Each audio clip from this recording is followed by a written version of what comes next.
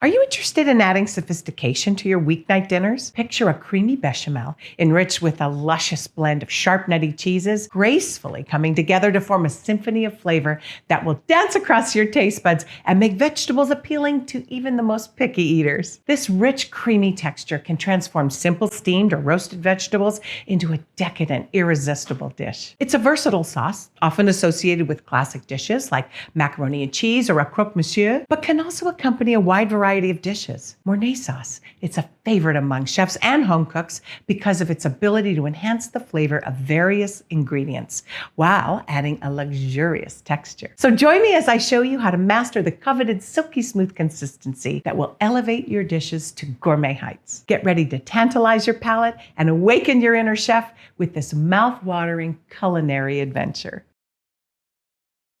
Hi, it's Chef Anne Apra. Welcome back to the kitchen. I'm going to show you how to make a classic Mornay sauce. And for that, you'll need half a cup of butter, half a cup of all-purpose flour, 3 cups of milk, 6 tablespoons of grated Pecorino Romano cheese, 1 egg, 2 tablespoons of heavy cream. Grate the Pecorino Romano cheese. We're making this Mornay sauce to go on some hot brown sandwiches. And for that, we also grated some Parmesan cheese for the tops. Then gently beat your egg so it's ready to incorporate. It's best if the milk is room temperature or warmer. I set it on the top of the oven while it was preheating, which is a good way to gently warm your milk. Now that you're prepped, you're going to start your Mornay sauce by melting a half cup of butter in a saucepan over medium heat. Slowly whisk in the flour to combine with the butter, stirring constantly. Look for that beautiful golden color as the flour starts to cook down. You want it to reach a gentle boil. Next, you'll slowly whisk in your room temperature milk. Make sure you continue to whisk so it doesn't scald, then bring it back to a gentle boil. You'll notice it goes from quite thick to thin when you add the milk.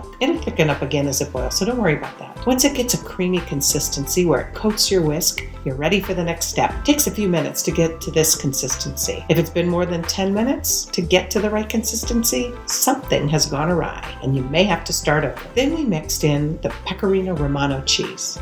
You can use a wooden spoon at this point if you want, as it gets quite thick. Once the cheese is fully incorporated into a smooth sauce, it's time to add the egg. Again, stirring constantly. Once the egg is fully combined, you'll remove from the heat and add the cream as your last step. If you're not going to use the sauce right away, use a piece of plastic wrap to lightly cover the top so that it doesn't create a skin. However, we're going to use this sauce right away. Next up, hot brown sandwiches. Keep your eyes peeled for that, and I'll see you in the next video.